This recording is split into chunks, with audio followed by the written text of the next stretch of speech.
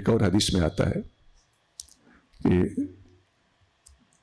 حضرت عباس بن عبد المطلب رضی اللہ تعالی عنہ، مسند احمد میں حدیث ہے، انہوں نے حضور صلی اللہ علیہ وسلم سے شکایت کی کہ میں جب آتا ہوں تو بعض دوست بیٹھ کر باتیں کر رہے ہوتے ہیں، میں آتا ہوں تو وہ چپ کر جاتے ہیں جیسے مجھ سے کچھ چھپانا چاہتے ہوں۔ تو مجھے اس بات کا احساس ہوتا ہے۔ نبی کریم صلی اللہ علیہ وسلم اتنی سی بات کا بھی نوٹس لیا اور صحابہ اکرام کو خطاب فرمایا، اور آپ علیہ الصلوۃ والسلام نے فرمایا کہ یا ایھا الناس، اے لوگو، من اکرم الناس علی اللہ، پہلے سوال کیا اللہ کے ہاں سب سے زیادہ اکرام اور عزت والا کون ہے؟ قالوا انت یا رسول اللہ، صحابہ اکرام نے عرض کیا حضور آپ ہی تو ہیں۔ آقا علیہ الصلوۃ والسلام نے فرمایا فل عباس منی وانا منہ، تو پھر عباس مجھ سے ہے اور میں عباس سے ہوں۔ ام الرجل سن وہ ابی ہے، آدمی کا چچا اس کا سن باپ کی طرح ہوتا ہے۔ میں سادہ ترجمہ کر دیتا ہوں، سنو کہتے ہیں کھجور کے وہ دو پودے جن کی جڑ ایک ہوتی ہے، ان کو سنوان کہا جاتا۔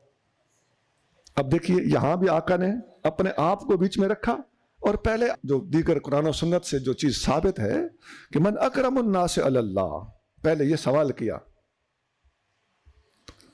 جیسے سیدنا علی مرتضیٰ رضی اللہ تعالیٰ عنہ کے بارے میں جب کچھ صحابہ کی آپ سے شکر رنجی ہوئی تو آپ نے ان کو انتباہ فرمایا، یہاں آپ نے اسی طرح پہلے فرمایا۔ یہاں عباس کی باری کیا فرمایا تھا؟ من اکرم الناس علی اللہ، اور وہاں کیا فرمایا؟ الست اولیٰ بالمؤمنین من انفسہم۔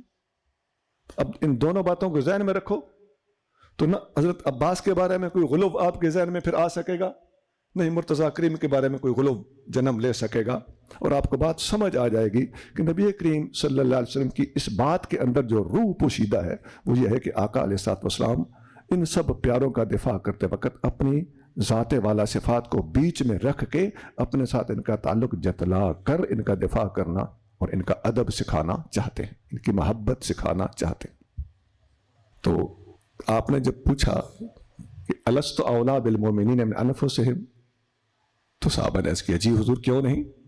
تو فرمایا فمن کنت مولاہ فعلی مولاہ، جس کو پھر مجھ سے محبت ہوگی، جو مجھے مولا مانتا ہوگا، مجھے محبوب سمجھتا ہوگا، اسے علی سے بھی محبت رکھنا پڑے گی۔ اب دیکھ لیجئے، اب جب اس تناظر میں آپ نے اس حدیث کو سمجھا تو آپ کو سمجھ آئے گی کہ یہ اعتدال اور تحقیق اگر پائی جاتی ہے تو صرف اہل سنت کے پاس پائی جاتی ہے۔ میں مختصر کر بہت حدیث ہیں اس موضوع پر، دیکھیے حدیثیں کیا، آیت پڑھتا ہوں۔ یہ جو آیت ہے آقا نے آیت پڑھی نا، الست اولیٰ بالمؤمنین من انفسہم، اشارہ تو آیت کی طرف تھا، سورۃ احزاب کی آیت ہے النبی اولیٰ بالمؤمنین من انفسہم، تو یہ خود آیت کے اندر بھلا کیا ہے؟ حدیث سر آنکھوں پہ، لیکن اس آیت کو بھی تو سمجھیے، وہ حدیث پر بھاری ہوگی کہ نہیں؟ آیت کیا کہتی ہے؟ النبی اولیٰ بالمؤمنین من انفسہم وازواجہ امہاتہم،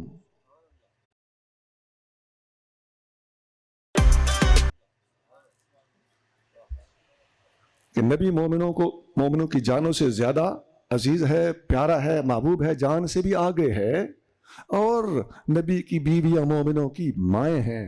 اس اولویت کے تھرو اللہ کریم جل شانہ اپنے پاک کلام قرآن کے اندر نبی پاک علیہ الصلوۃ والسلام کی ازواج مطہرات کی عظمت کو ظاہر کرنا چاہ رہا ہے۔ تو یہ آیت اگر حدیث میں آئے تو سنیوں کو تو سر آنکھوں پہ قبول ہے، افسوس ان لوگوں پر کہ جو صرف اس حدیث کے اندر آتے وقت اس آیت کو ملحوظ رکھ لیں اور قرآن کے اندر اس کے سیاق و سباق کے اندر آتے ہوئے ازواج مطہرات کو جب دیکھیں تو وہاں چشم پوشی کریں۔ یہ خوف خدا کے بالکل خلاف ہے اور تحقیق کی دھجیاں اڑانے والی باتیں ہیں۔ اس موضوع پر بہت